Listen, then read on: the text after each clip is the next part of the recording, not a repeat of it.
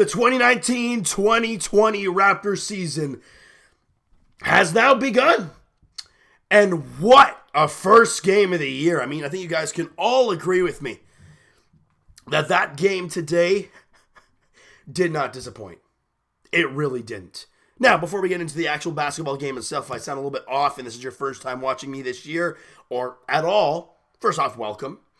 Second of all, my voice sounds a little bit off. I've been fighting this thing for, like 4 days now, and throat's scratchy, and I got water with me just in case, but I apologize to you guys if I have to take a mid-video drink and whatnot, because, one-take videos are not easy to do, especially when you're not feeling too good, so I apologize to you guys for that in advance. But now, let's get to what happened tonight. And we're going to start with the ceremony, because that's where it all started for the Raptors there today.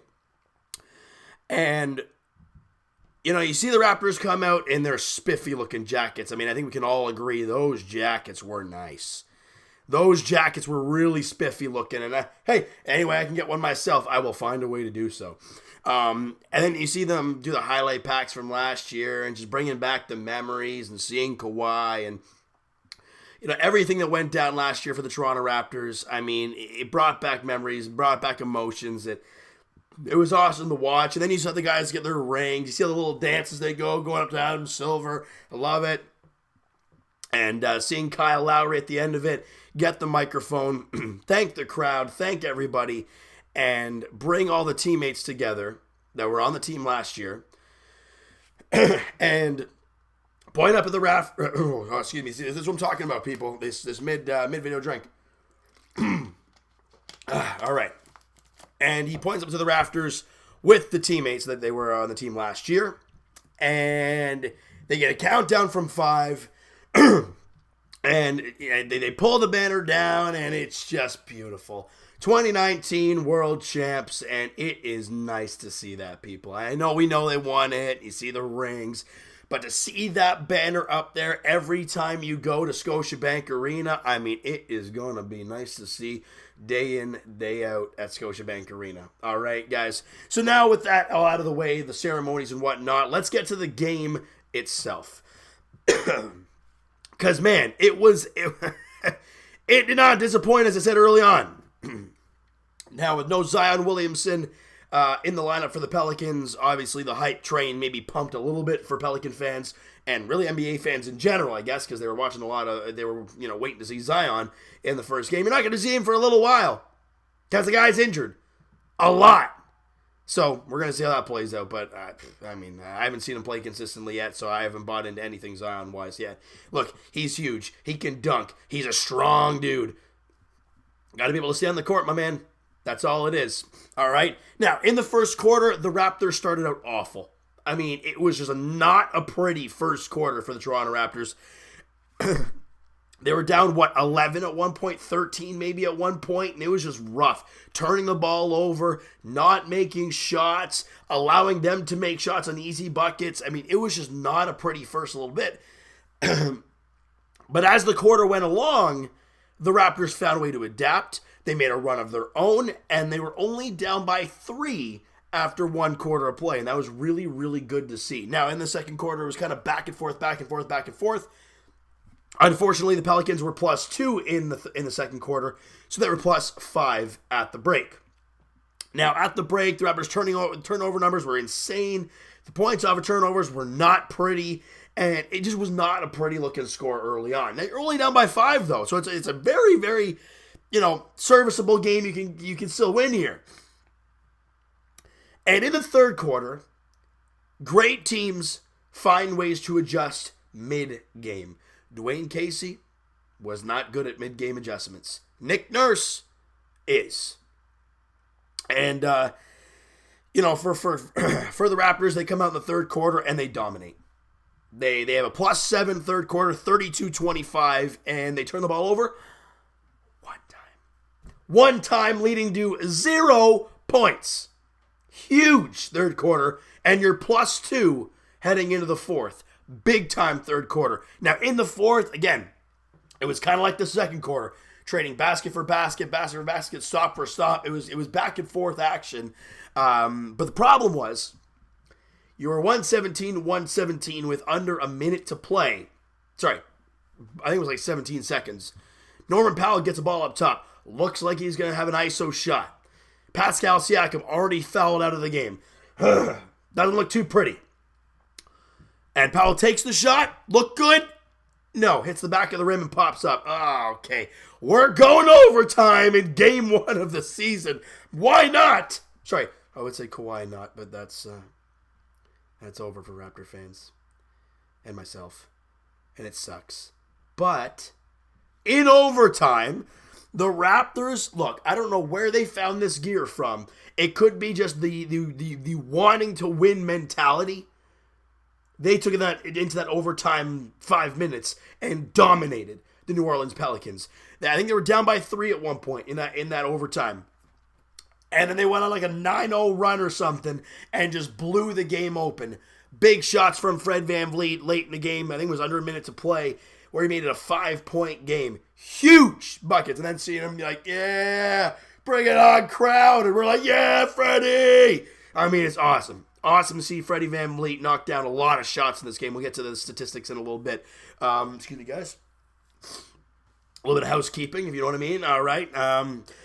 But in overtime, Raptors win that one 13-5 and win the ball game 131-22 and are now 1-0 on the season. Exactly the way they ended last year, with a victory. Beautiful. Now, for me personally, I think the New Orleans Pelicans, no matter with Zion or not, are going to be a very fun team to watch. I personally am not a Lonzo Ball fan. I think he's not great. He's a great passer. He's a pretty good point guard defender. Other than that, I don't think he's that good. Can't shoot. Made a lot of stupid mistakes today. Didn't play a lot when he did. He was not good. And the Raptors exploited him.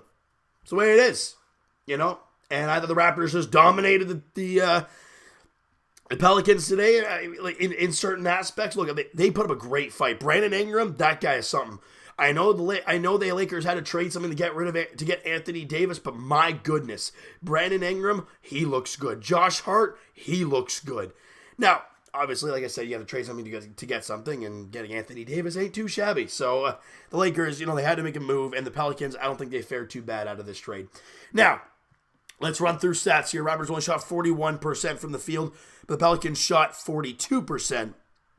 Raptors knocked down 14 threes, shot 35%. Not bad, but the Pelicans shot 19 for 45, 42% from beyond the arc. A lot of wide open looks. The Raptors have to clean that up. The perimeter defense has to get better. That's where you're missing a guy like Danny Green. That's where you're missing a guy like Kawhi Leonard. Guys who can defend the perimeter, and you just didn't see that today.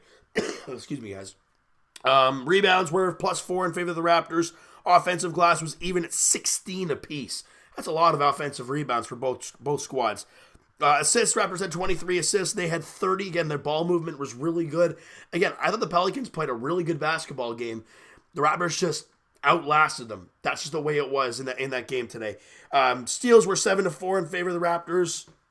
9-3 in blocks in favor of the Pelicans. And turnovers, that's a number that has to go down for the Raptors. It's the only way this team is going to go anywhere if that number comes down. 16 turnovers. I don't care that they had 19. That's just great defense on the Raptors standpoint. But 16 turnovers, you got to take care of the ball on offense. Now, you got to remember, no Danny Green, no Kawhi Leonard, who led the offense last year. You can say Kyle did, but ideally Kawhi Leonard was the catalyst on offense. You don't have that now. So you got to find ways to move the ball around. It's going to take some time for the Raptors to get those turnovers numbers down, because I wouldn't say they're a new team, but they have a lot of new guys. They have a lot of new faces in new situations. So it's going to take a lot of adjustments. And look, the start of the year might not be too pretty. I hate to say it, guys. I mean, they're 1-0 and they got the win in overtime. That's great. But again, you got to remember what this team is. They're young. They're a lot of inexperience. And they just got to keep going. They got to keep grinding. They got to keep fighting every single day. And they did today, and they got the victory, and it was great to see. Now, points off of turnover, points of the paint, Raptors were +20. They did a great job guarding the paint. Guys like Ibaka, I thought Terrence Davis was awesome defensively. I'm going to get to him in a little bit here. Gasol was great. Ibaka was great. I thought everybody did a great job in the inside. 56-36 in favor of that. Second chance points, 19-9 in favor of the Raptors. And where's the points off a turnover? Oh, they don't have the points off a turnovers here. If you guys know the number of points off a turnovers for both teams, let me know in the comments below. All right? Now, let's get to the stats because there are some crazy-looking stat lines here. Pascal Siakam, like I said earlier in the video, he fouled out late in the fourth quarter. However, when he was in the game, he played 38 minutes. He had 34 points, 18 rebounds, and 5 assists. What a game for Pascal. Shot 11 of 26, so it's not as high, not as good as we'd like. But again, the numbers are there. 10 of 11 from the free throw line, 2 of 5 from 3. He had a block in the game, plus 5 on the floor. I thought he was awesome. OG, I thought OG had a really good game. 11 points, 7 boards in 36 minutes, 5 of 12 shooting. Only made 1 3, was 1 of 4. Had 2 blocks, plus 12 on the floor. I thought he was great. Marc Gasol, him and Lowry had a tough time shooting. The vets had a tough time shooting. Gasol had 6 points on 2 and 9. Lowry, he had 22, but he shot 4 of 15. But he did a great job of 11 of 13 from the free throw line, 3 of 11 from beyond the arc. A couple steals for Lowry in the game. But the main guy in this one, I think we can all agree, Fred VanVleet. He played 44 minutes. He had 34 points, 5 boards, 7 assists on 12 of 18 shooting. 5 of 6 from the free throw line. 5 of 7 from 3, including some big-time buckets. 2 steals in the game. Ladies and gentlemen, Fred VanVleet shot 71% from 3, 66% from the field. He was a plus 18 on the floor. He was awesome, was Fred VanVleet. I think he was spectacular. Norman Powell, again, rough day shooting, still had 5 points, 8 rebounds, and a couple assists on 2 of 7 shooting, 1 of 5 from beyond the arc. And he's a plus player on the floor. I thought Ibaka, in the 26 minutes he played, brought a lot of energy. I thought he looked awesome out there. I know, yeah, he had 13 and 5, 4 of 10 shooting, 5 of 6 from the free throw line, 0 of 1 from 3. He had a steal in the game, but the presence he has out there, I thought he did a great job. Tapping balls away, just being the presence on the glass, no matter if it's offensive or defensive, making the defense, their defense, really go for the rebounds. And I thought Ibaka did a great job today. I thought he looked great. And my boy, and probably have a lot of our boys now, Terrence Davis. Yeah, he played 15 minutes, had 5 points, 5 boards, couple assists, 2 of 6 shooting, 1 of 3 from 3. He had 2 steals in the game, and I counted at least 4 tip passes. There could be more. I could have missed some, but he had at least 4. He had a couple of huge rebounds where he climbed the ladder and beat a couple big guys on rebounds. Knocked down a 3. His first buck, you could kind of see some tentativeness on it. I think it took him 3 tries, but he ended up getting it anyways. And after that first bucket he got, you could see he calmed down.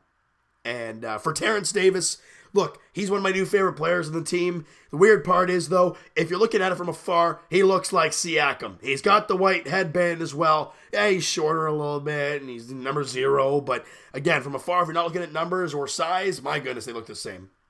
But a great job by the Raptors today, finding a way to grind this game out. And everyone's saying, well, if you can barely beat the Pelicans, this is going to be a long year. It's game 1 of the season. Who started for the Raptors today? Siakam, he started last year. OG didn't play a lot last year. Gasol, you only had for 30 games plus the playoffs. Lowry, yeah. Fred VanVleet, he wasn't around too much, and he was coming off the bench most of the time. And you're trying to all integrate these guys as starters. And probably Norman Powell in there when matchups suggest that you can't go the 2-point guard look. So, guys, it's going to take time to get everybody in their situations, everybody in grooves. But what you saw today is that Papa Freddie VanVleet has not lost his touch. Playoff Freddie, he showed up today and got the victory for the Toronto Raptors. I thought he did an amazing job, did Fred VanVleet, and the Raptors are now 1-0 on the season. Now, game 2 of the regular season goes on Friday. The Raptors head to Boston to take on the Celtics. If I'm not mistaken, the streak of not winning in Boston.